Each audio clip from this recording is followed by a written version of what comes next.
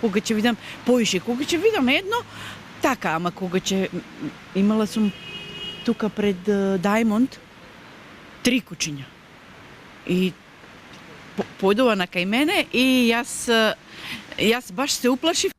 Но овој страв не е единствен. Низ Скопските мала рече се секој има слична приказна. Граѓаните велат дека проблемот со бездомните кучиња може да се реши. Има многу.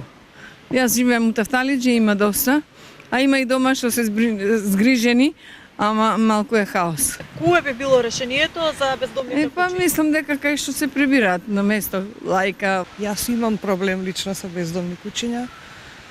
Особено со оние гладни зимно време, иначе генерално сакам кучиња. Евентуално повеќе, што знам, имаше едно време функционираше Вардариште, можеби повеќе такви места отварање, можеби похумани некои услови, некој третман на тие кучиња, ете да не е.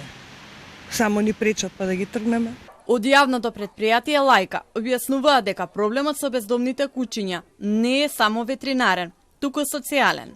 Директорката Радмила Пешева вели дека решението не е само во згрижувањето, туку во превенцијата и одговорното однесување на луѓето.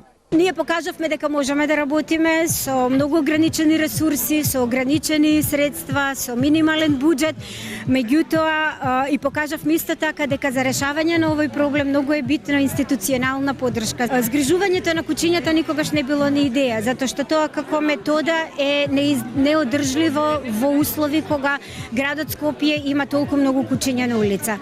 Она што е одржливо е луѓето да не ги фрлаат кучињата и да не создаваат нелегално легла.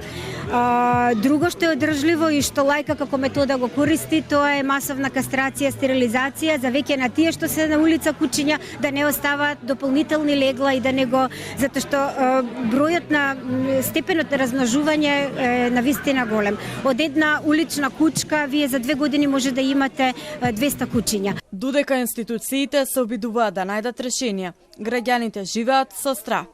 Поради тоа некои го менуваат патот до дома, а други оставаат храна пред зграда, надевајќи се дека кучињата ќе бидат помалку агресивни.